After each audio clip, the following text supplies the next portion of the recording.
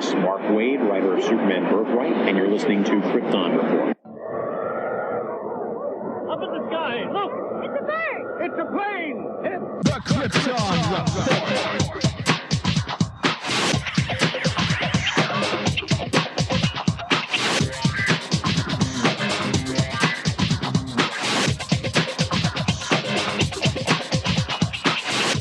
I am your host, Tyler, and welcome to Krypton Report, a podcast dedicated to all things Superman, Supergirl. We're going to look at the Supergirl TV series, as well as the Krypton TV series, anything that has to do with the characters in their world. Comics, movies, TV shows. We will talk about everything and anything. We are part of the Southgate Media Group podcasting network. You can find us on Instagram, Twitter, Facebook at Krypton Report. You can also email us at kryptonreportpod@gmail.com. If you get a chance to go over to iTunes, Apple Podcast, please leave us a review to help us get better. You can find me personal at JTYPatrick on Twitter and everything else. So welcome to this episode of the Krypton Report.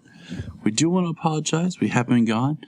And that if you're wondering, hey, what happened to episode 2? Well, I'm wondering the same thing. There was a technical difficulty and we lost. The tracks didn't carry over and I had a special guest. So I'm going to try to get them back and do a retconning special of episode 2. So don't freak out. We're going to get caught up. But I do apologize. So with that said, we're going to move forward with episode 4 because if you would have noticed, episode 3 I did with Phil. We did live as a Capes and Lunatic event. So that was already broadcasted to you. So now we bring you season 3, episode 4. The episode is entitled The Faithful. Now the episode opens up 2 years ago on the plane. Well, a plane. And then we'll learn that it is the plane from the pilot. That is Supergirl's coming out and reveal. And I thought that was a cool little throwback. And we have a character who's talking about his life sitting on the plane. And then in that, he witnesses Supergirl and sees her before becoming the Supergirl. We flash forward to the modern times where we are introduced to what's going on with, and I cannot remember her name. I'm just going to call her Rain, because that's all I know her by. What is her character name before she turns crazy? It is Samantha, which I probably should know that because I have a cousin named Samantha. Shh, don't tell my cousin. So, Samantha is working, and she gets this thing in this group about that have been saved or marked by Supergirl, which is like really creepy, crazy if you think about it. That Supergirl saves someone. And I mean, yeah, it's an honor, I guess, to be saved by Supergirl, but no cult that we know of did this for Superman. And this guy has the symbol of Ra, which is the Kryptonian god. And there's a really interesting comic book that was printed. It was one of those Justice League side stories where it took place technically during the New 52, but it wasn't. It was a side Justice League. I don't know if it was Justice League, the New Justice League or Justice League. What was it? Anyways, it's when Ra comes to Earth and it's all about Clark experiencing Ra, what Ra really is. And it was a very interesting take on the character and the fact that this person is supposed to be like a god is brought down to more of a human level. But anyways, we see a flash to Allura. Supergirl mentions that she remembers everyone that she saves, which is really cool if you think about it.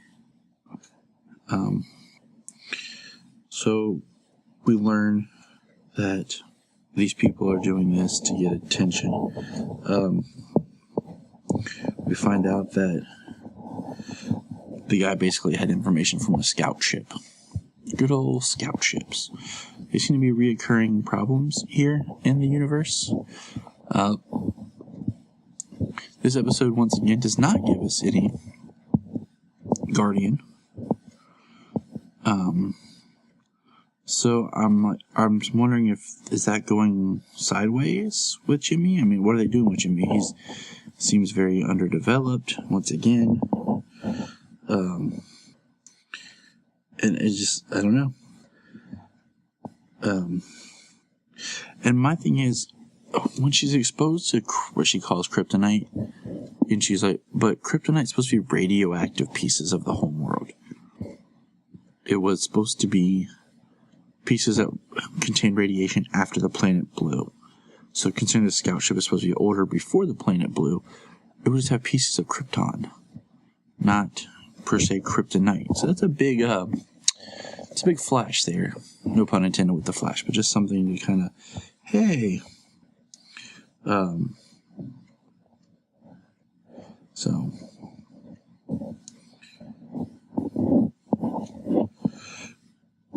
We get a really cool moment from Jimmy Olsen, though, where he recounts the story of when he first met Superman. He tells about how he met Clark when we talked about Superman and what that meant to him as he explains to Kara what might people be feeling.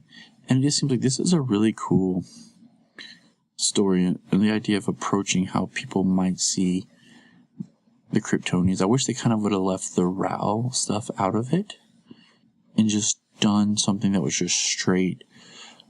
I feel like it's two stories. Either a cult that follows Supergirl or a cult that decides to take up Rao because of Supergirl.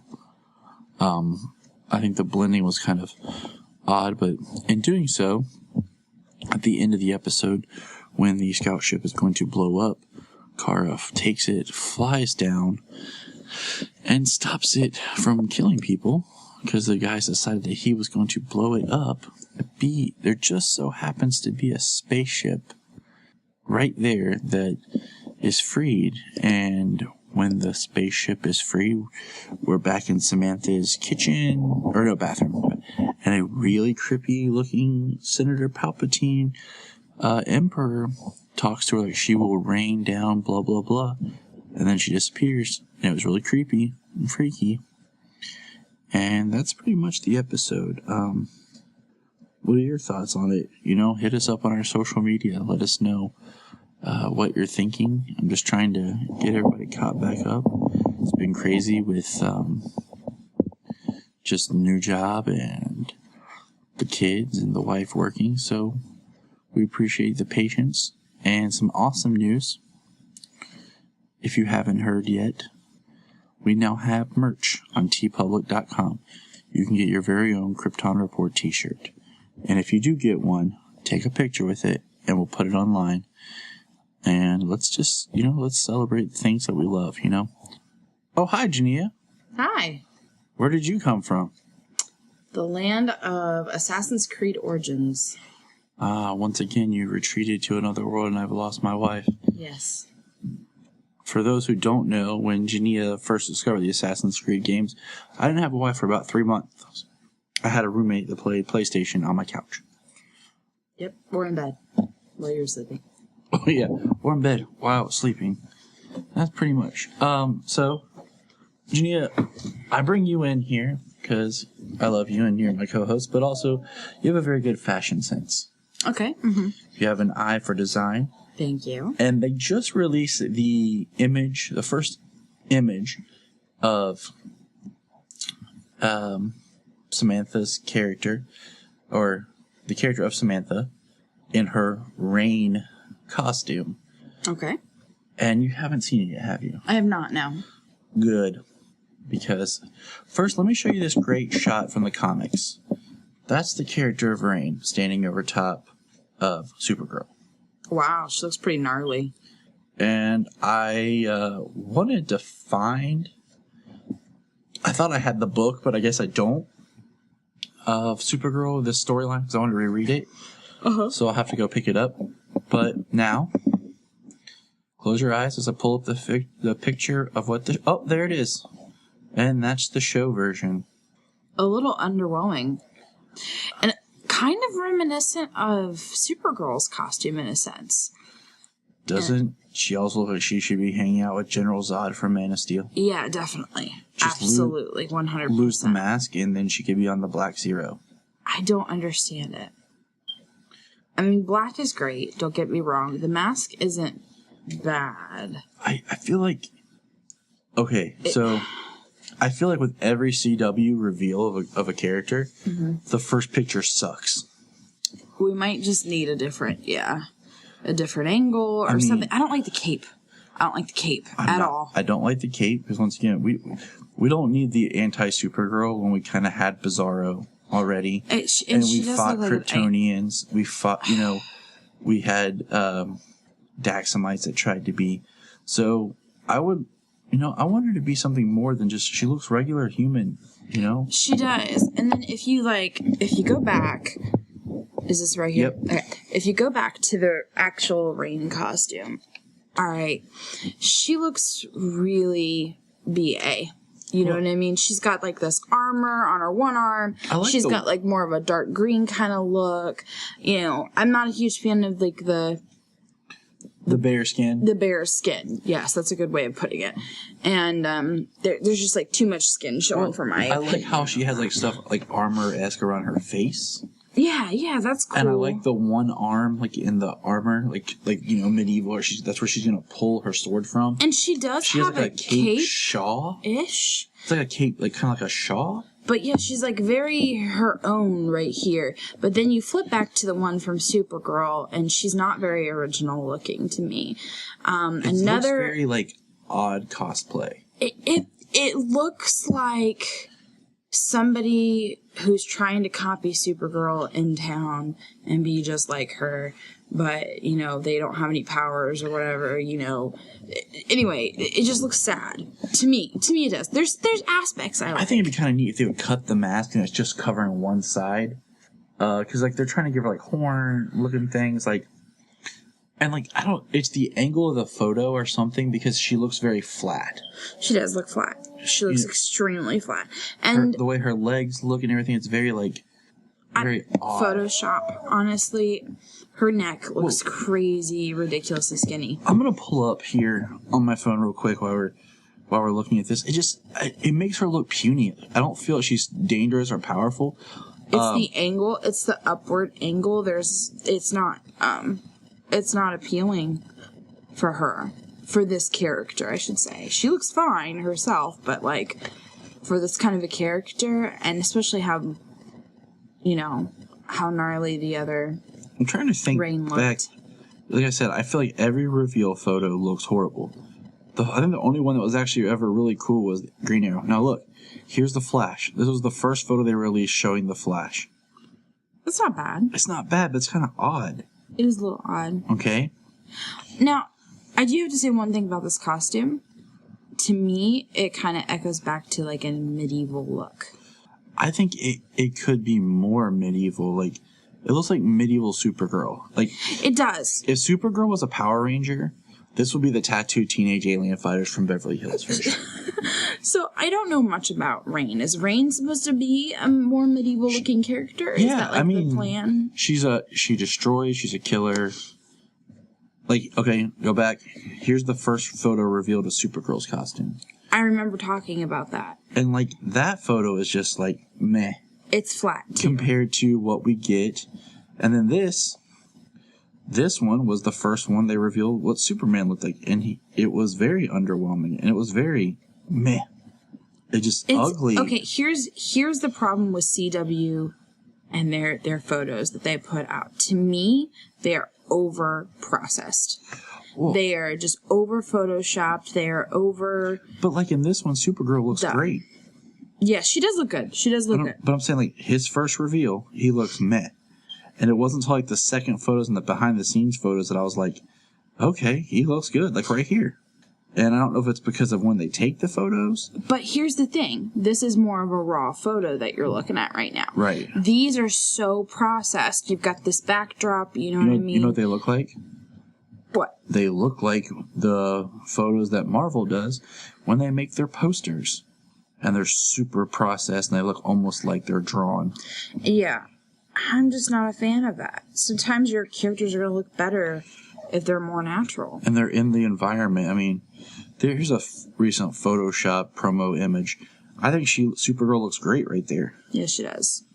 You know? She does. So, This costume right now is very underwhelming to me. I'm not impressed. She doesn't look threatening. She just looks odd. She looks like Psychosis, an old wrestler from WCW. Like she should be a luchador somewhere almost. A medieval luchador. She looks like it's Halloween and she's going out. And that symbol on her chest is like a screaming skull. Like it looks like a skull, or is it supposed to be something that... I don't understand why she has to have a symbol that looks exactly like Supergirl's. That's what I'm saying. Like, I'm just afraid they're gonna make Rain out to be more like Davis Bloom from Smallville. That would be sad. Like her arc. And speaking of Supergirl, ours is Awakening. But I'm underwhelmed. I'm waiting for another image, and we may see her like this as the last episode before the mid-season break. Do you think maybe this could be like a preliminary costume? Like...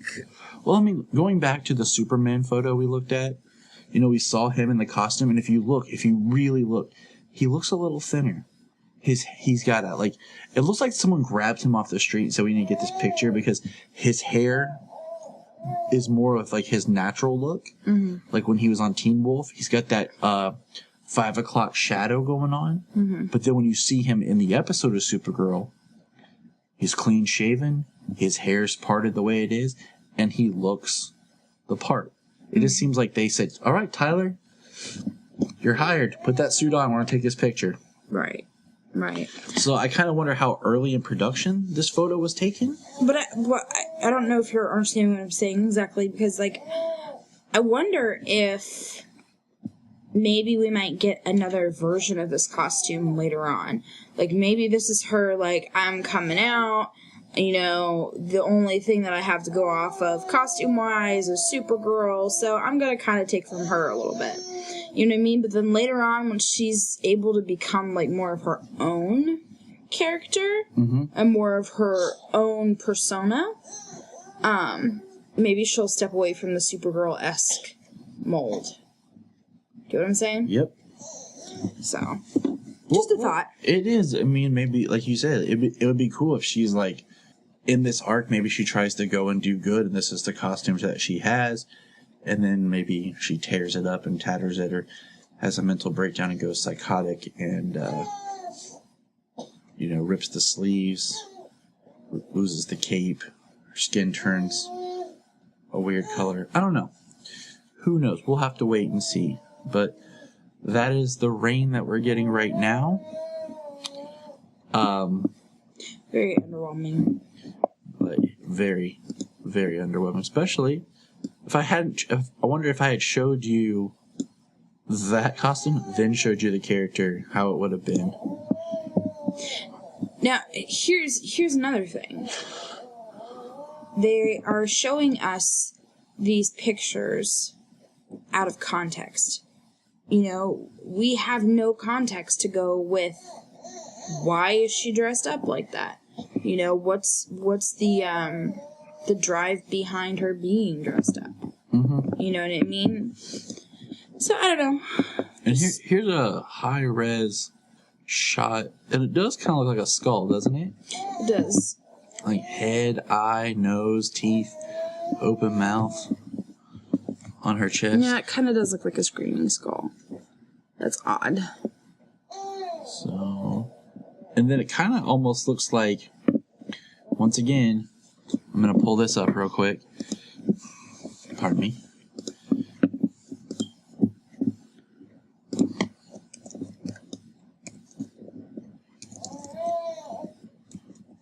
We're going to pull up. Why I'm pulling up this image. You know an interesting fact? What's that? In the comics and everything, there's never been one set history / look design of General Zod.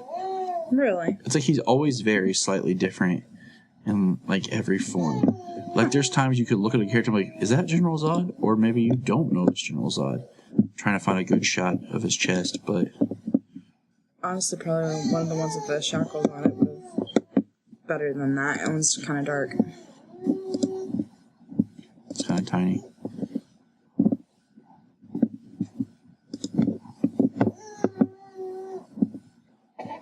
Why can't I ever? Oh, hey. Now see how his is kind of got that curve to it? Mm-hmm. Yeah.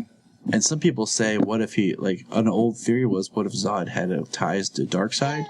Because it kind of looks like Darkseid's Omega symbol turned sideways. Oh, interesting. But then look just how the formation is, like, curvy. Mm-hmm. I don't know. Maybe they took out after the idea of General. What I always Zod's find costume. interesting is, like, I know that they hire Colleen Atwood, who designed Supergirl's costume, and I know she did the Arrow and the Flash, but then, like, after that, when they have the other characters take on superhero personas, does she come back, or does, like, somebody else on set do it? Right. You know, like, they hire her for the big guns, and then she disappears, like she probably did Superman's. But that's all for today. That's Rain. And thank you, Jania. Yeah, no problem. Thank you. And remember, look up in the sky.